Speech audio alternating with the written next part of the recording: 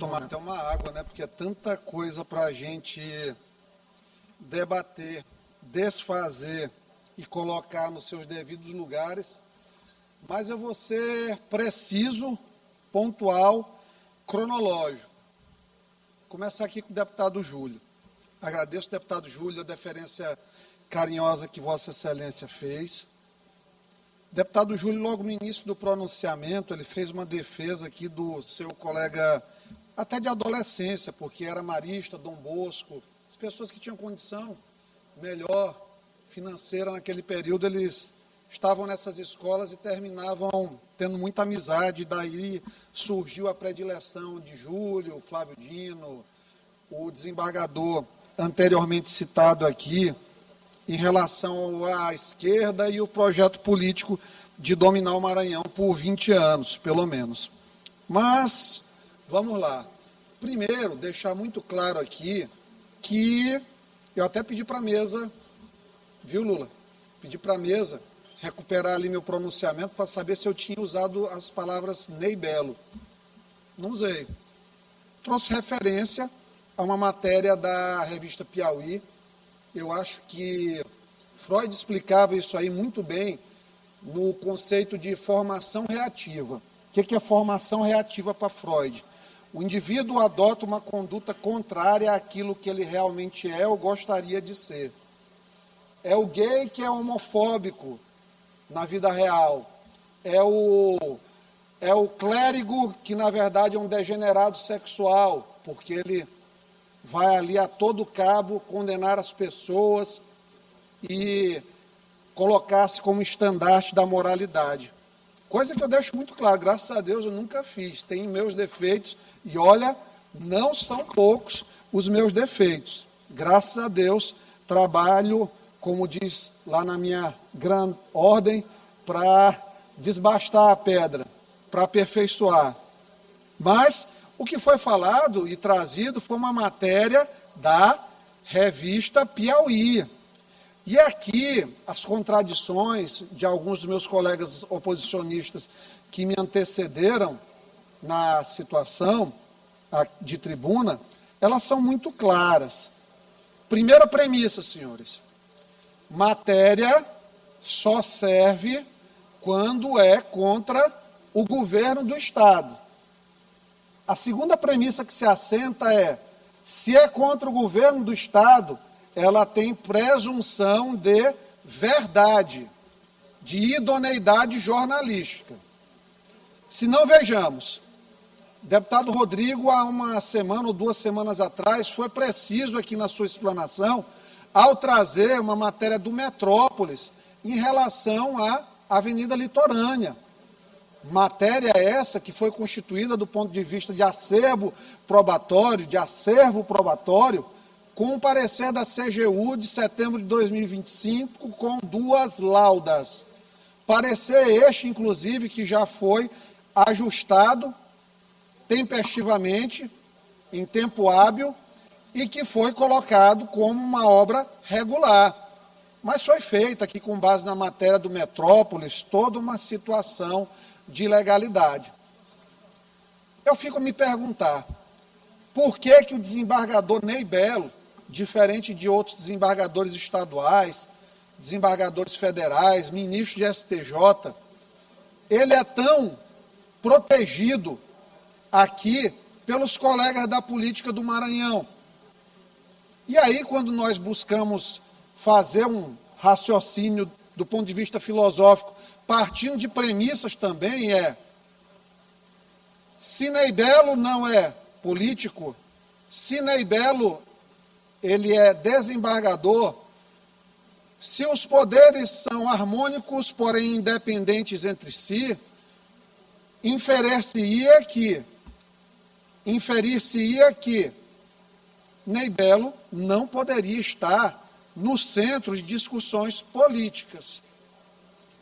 Ney Belo foi flagrado há alguns meses em conversas de WhatsApp que validaram a atuação política dele. Então, Ney Belo passa a ser um personagem da política maranhense. Porém, Ney Belo também disputa, dentro do Superior Tribunal de Justiça, eternamente uma vaga. Nós sabemos disso. Passou até por presidente Bolsonaro, ele tentou se colocar ali ao lado do Bolsonaro no período, e foi um dos cogitados. E agora, novamente foi. Porém, eu vou contar uma coisa anedótica que teve aqui no Maranhão. Um caso do ministro do Supremo, do Superior Tribunal de Justiça, o caso do ministro do Superior Tribunal de Justiça e um desembargador federal, que numa festa, por conta de uma concentração etílica acima do que normalmente se recomenda no sangue, para que nós consigamos manter o nosso córtex cerebral sob controle do nosso pensamento e não do nosso sistema de emoções, esse nível de álcool etílico, ele foi superado. E aí, este desembargador teria feito uma série de áudios injuriosos, inclusive em relação, Braulio, à sexualidade de um ministro do STJ. E aí esse ministro tomou aquilo para o coração. E esse é hoje um dos maiores entraves a uma eventual subida do referido desembargador, como diria o desembargador José Joaquim, do indigitado, que ele gosta dessa palavra, do indigitado desembargador, nessa questão do STJ. E está chegando, deputado Lula, mais uma vez, um momento de escolhas dentro do Supremo Tribunal, do Superior Tribunal de Justiça. E claro que, muito provavelmente, o fogo amigo de dentro do próprio tribunal, ele flameja para fora das colunas daquela colenda corte. Mas, como tudo cai no colo do Brandão, ou do Marcos Brandão, a matéria da Piauí já virou uma matéria do Brandão. A mesma Folha que foi vítima de pressão à época da divulgação dos áudios, para que não divulgasse os áudios em que o governador do Maranhão foi pressionado a abandonar, cumprir compromisso de Colinas, cumprir compromisso de Barreirinhas. Então, voltamos ao início da nossa pré-eleção aqui nesta tribuna. Quando é contra Brandão, qualquer matéria é válida. Quando é contra qualquer membro do grupinho do Marista e Dom Bosco, da adolescência de sonhos, que escutava ali a música de Chico Buarque, de Caetano, que usava calça boca de sino, aqueles óculos de 3 dedos de espessura, Júlio, aquela moda bonita. Tá tranquilo, aqui eu vim abrir meu coração para o que cada um falou aqui. Então, assim, quando é contra o Brandão, as coisas são subvertidas. Então, em relação ao meu querido deputado Júlio Mendonça, são essas as minhas breves considerações ou apontamentos aqui já registrados. Deputado Leandro Belo, eu fiquei pensando aqui na mesa se eu respondia ou não respondia, porque ele foi, de costume, bem raso, profundidade de um pires em sua argumentação. A gente sabe, existem vários tipos de argumentação, de técnicas para desvirtuar um debate, tentar ganhá-lo. Existe também uma síndrome documentada como síndrome de Dunning-Kruger. É aquela pessoa que...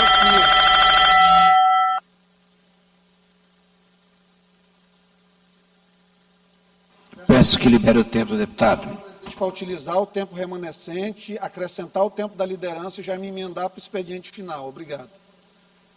Então, Existe a síndrome, senhores, de Dunning-Kruger, que é aquele que não sabe muita coisa, mas que considera que é a última palavra, é a última verve. C'est la mode dans Paris.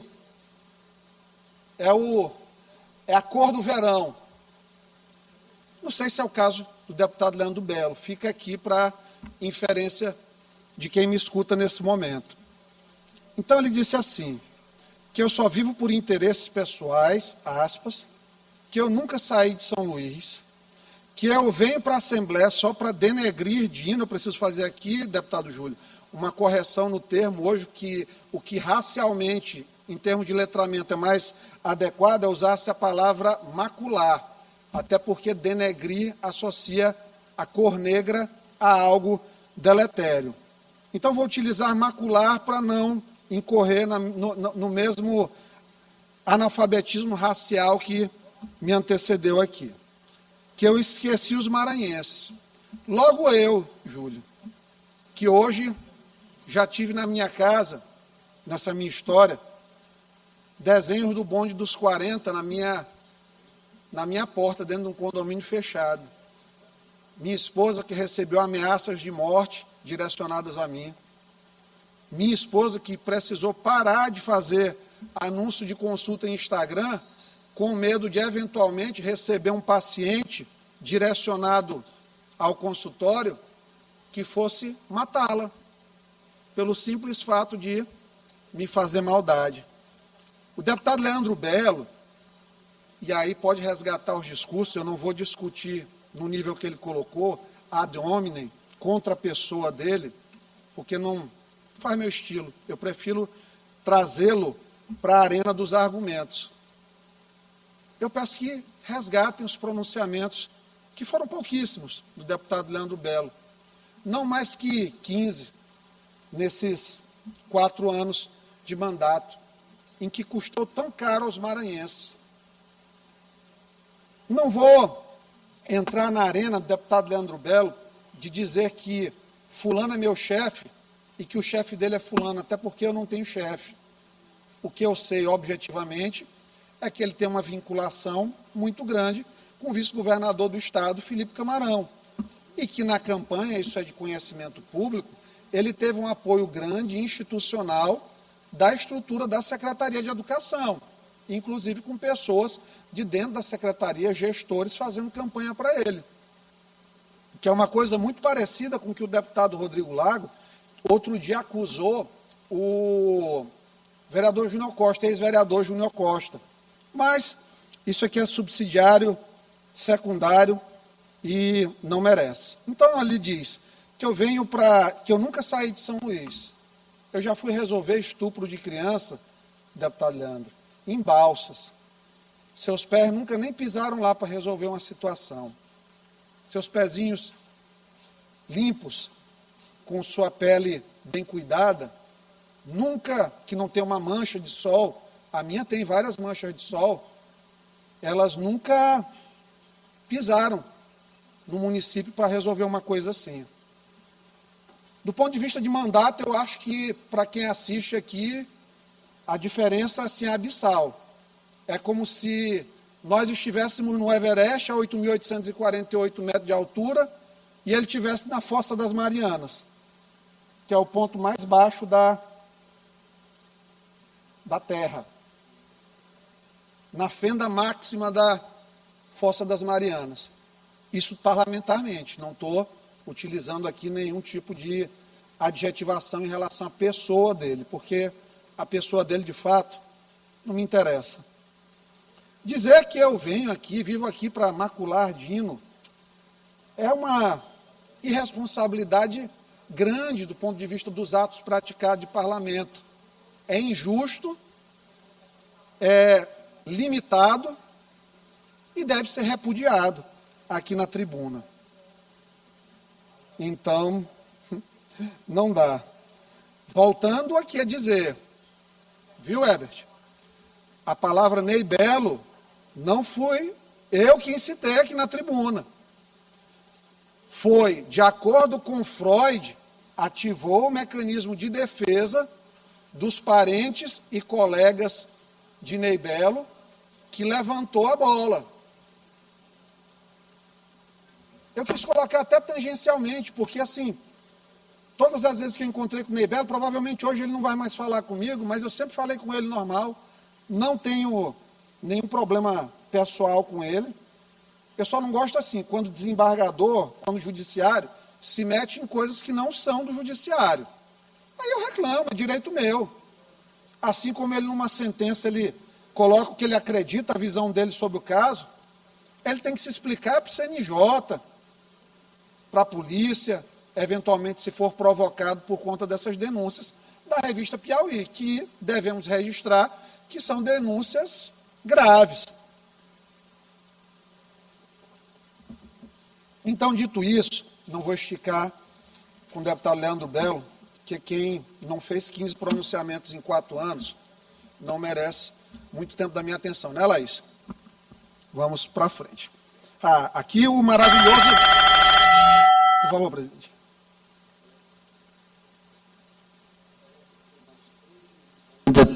Pelo tempo do bloco. Eram 7, você passou 4, tem 3 minutos aí pelo tempo do bloco. São Mais a 39 liderança. minutos. Foi 12 mil, 10 seu, 22, mais 7, que são 39 minutos. Mais a liderança. Então, são 2, mais 5, 7 minutos. Perfeito. Então, vamos lá. É Otelino agora a vítima, pode ir, fica tranquilo. Mas se tu quiser ficar aqui para... Não, mas eu agradeço, você é sempre um gentleman. Um abraço. Então, aqui, vamos falar o que o Otelino trouxe aqui para a tribuna. Nós estamos aqui sozinhos no plenário, só para registrar, eu e o presidente Antônio Pereira. Fazer o registro aqui. Otelino trouxe aqui, eu vou começar pelo final, Otelino. Espero que tu estejas assistindo. Gostaria de te dizer, tete a tete, até porque eu gosto muito de falar as coisas olhando para a pessoa.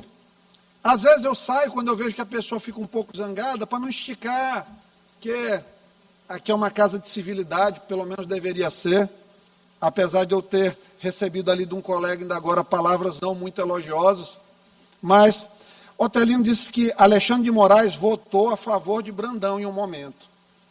Ele votou, Bandeira, depois de fazer aquele voto nojento em que ele pegou o argumento do solidariedade, sem ler a contraparte, no chamado inaudita altera pars, então, e concedeu uma medida dentro do processo, sem ler o argumento da outra parte.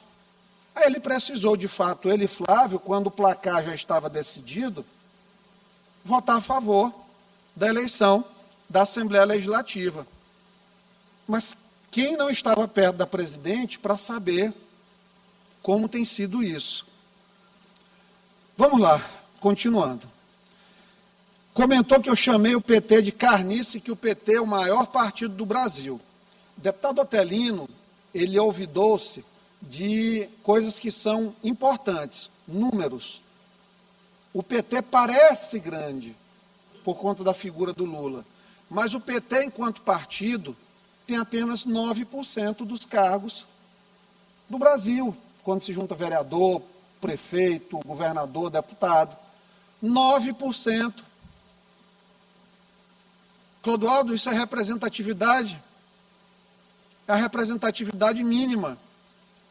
Mas o Otelino colocou o PT como maior partido. O Lula é uma liderança para 30%, 35% da população que permanece obnubilada, enganada por ele, lamentavelmente.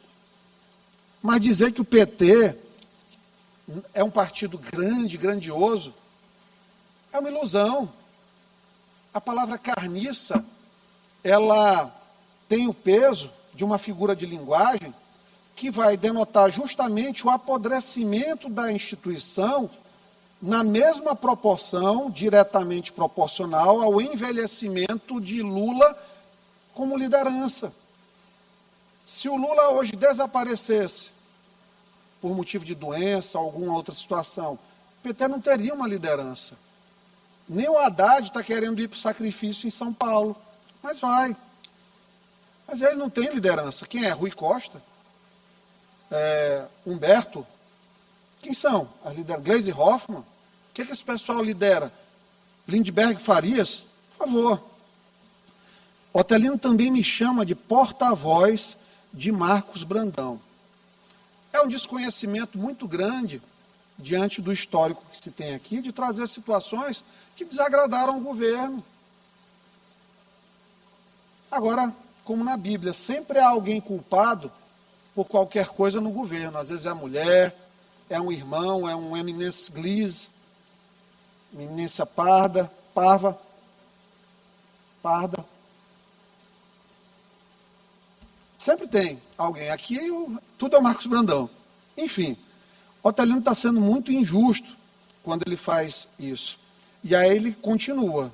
Brandão distrata o PT. Quem dera que o Brandão, se dependesse de mim, mas não depende, que ele que é o governador, distratasse o PT com a quantidade de secretarias que o PT tem no governo. É o partido que tem mais secretarias, mais do que no governo do Flávio Dino, que era de esquerda.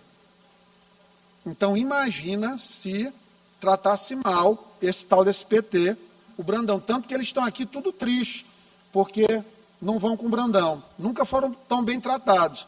Erro do Brandão, isso aí, inclusive. Tratar bem PT, mas ele sabe o que ele faz. Ele trouxe aqui, o que eu sabia que ia vir aqui, dizer que o cunhado do Vorcaro depositou um dinheiro para o Bolsonaro na campanha. Doação de campanha numa campanha de presidente, quem que controla isso? Otelino. A contradição é quando Otelino diz isso maior. Que Otelino, todo o arranjo político, ele é feito em cima de familiares. E eu digo isso não como demérito, porque existe família real, Bush pai, Bush filho, Bob Kennedy, Robert Kennedy, John Kennedy, Ted Kennedy. Em vários países acontece de familiares enveredarem para a política. Quem vota é o povo, menos no caso da família real, né? Que tem o direito hereditário. O povo escolhe se vota em parente ou não, mas Otelino. Em Pinheiro, articulação de Otelino apoiar Ralpinete, o cunhado de Otelino. Quem foi a candidata federal de Otelino quando o Otelino era presidente da Assembleia? A irmã de Otelino. Quase consegue eleger. Estava até conversando isso outro dia com ele. Digo, rapaz, quase que tu elegeste a Flávia. Na hora de fazer indicação no acordo de Brandão para governador, primeiro suplente da chapa de Flávio, alguma pessoa de elevada competência técnica, não significa dizer que estou desqualificando a senadora Ana Paula, só estou dizendo, o critério foi o critério familiar também. Então eu fico vendo essas coisas aqui, de falarem de parentes e tudo mais, e infelizmente, eu e o Wellington não temos parente na política aqui, eu acho. Candidato a nada e sem projeto político. E sendo muito sincero, em 2024, o pessoal do meu gabinete, rapaz, vamos colocar aqui tua esposa para ser candidata a vereadora, em Passo do Lumiar. Nem isso eu tive coragem de fazer, para não estar misturando. Minha mãe não se mete em política. Aí Otelino traz aqui o cunhado do Vorcaro, da mesma forma que a Tabata Amaral inventou que o Nicolas voou no avião do Vorcaro, que já foi desmentido. Aí ele disse além. Só que assim, ele lembra do cunhado do Vorcaro, dando dinheiro legalmente declarado para o Bolsonaro na campanha, e ele esquece que o Lulinha recebia 300 mil por mês de mesada do careca do INSS. Isso aí ele não fala nada. Dos ministros do Supremo, que de vez em quando, principalmente quando ele estava no Solidariedade, ele subia com os processos, são uns santos, uns defensores da democracia. As palavras que foram citadas pelo Júlio aqui de bunda mole, canalha, é pouco para o que está sendo feito pelo Paulo Gonet e pelo Alexandre de Moraes. Para mim, ambos são criminosos. Por quê? Um está prevaricando, Paulo Gonet. E Alexandre de Moraes, a ficha é mais extensa. Teria que sentar direitinho para poder fazer a tipificação penal completa. Otelino ainda diz assim, direita não se manifesta, porque está toda comprometida, gente. A maior rede social política do Brasil é a do Nicolas. O Nicolas todo dia fala de Banco Master. Vários deputados de direita se manifestam. Agora, se realmente ele está chamando de liderança política o Ciro Nogueira e congêneres, de fato, não vai dar certo.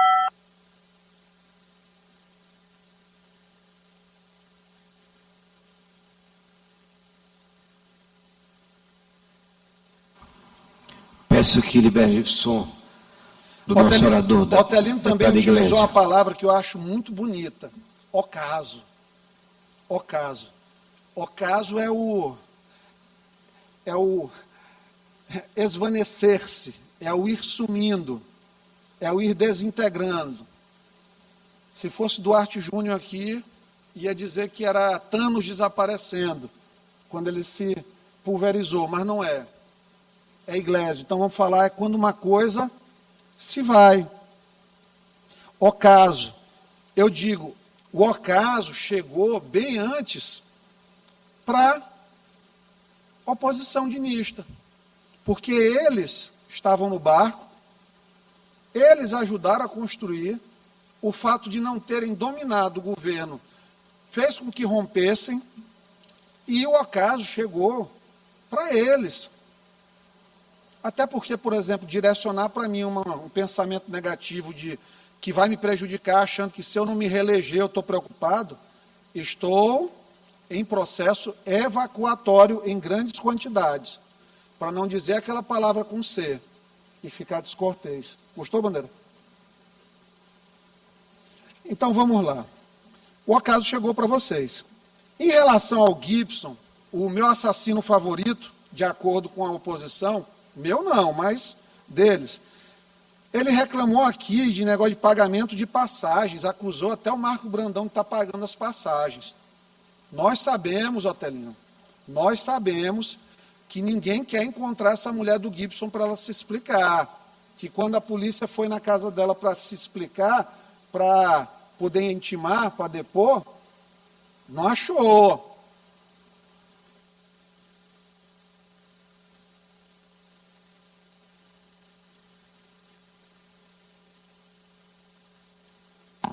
Peço, vamos concluir, deputado Iglesias. Concluindo, presidente. Da mesma forma que até hoje procura-se imprensa Clara Alcântara Machado. Onde está Clara Alcântara Machado? Por que Flávio Dino impede a localização e a colocação de Clara Alcântara Machado nas investigações que conduz? Então é óbvio que Dino está protegendo, é óbvio que esse pessoal está se relacionando com gente que fraudou INSS, como a Clara Alcântara, com assassino confesso e reincidente, como o Gibson. Então é esse pessoal que vai melhorar o Maranhão, presidente. O senhor acha? É isso aí que vai ressuscitar mediante uma liminar, que é o que todo dia eles falam nos corredores. Então, é estranho. Otelino foi no final aqui dizendo que Daniel estava na cena do crime. Isso é muito grave. Tech Office é um prédio que tem lá gabinete de Márcio Gerri, funcionava o gabinete de Everton. Quase eu alugo uma sala lá uma vez também. E não gostaria de, se eu estivesse ali passando ou sentando para conversar com um vereador de São Luís, o fato de eu estar lá me ligasse a algum crime. Volto a dizer, como eu já falei, se tem sinais de corrupção, tráfico de influência, dentro da estrutura do governo, que se apure. Mas vincular um assassinato, eu não gostaria, Otelino, que você fizesse isso novamente. Você foi vítima disso. Foi protocolado aqui por um colega, uma representação lhe acusando disso. Eu tenho certeza que você não tem culpa em nada do que lhe acusaram. Mas com certeza doeu-lhe aquilo ali. Porque temos filhos, temos filhas, somos pais e não gostamos de ler uma situação como essa. Imagina um colega chegando, olha, teu pai aqui está sendo acusado de assassinato, cara. Isso é muito pesado. Então, assim, o que a política permite? Quase tudo, mas não tudo. A política permite quase tudo, mas não tudo. Porque de coração eu digo, não vale a pena tentar destruir pessoas por conta de poder político. É como eu sempre digo, eu estou aqui até o dia que Deus e a população quiserem, presidente. Então, fico muito feliz de poder ter rebatido aqui categoricamente e com muita classe cada um dos pontos aqui levantados. A ausência dos colegas em plenário é a comprovação absoluta e inequívoca de que realmente estão sem argumentos. E sigamos, porque tem muita coisa ainda para as águas de março levarem.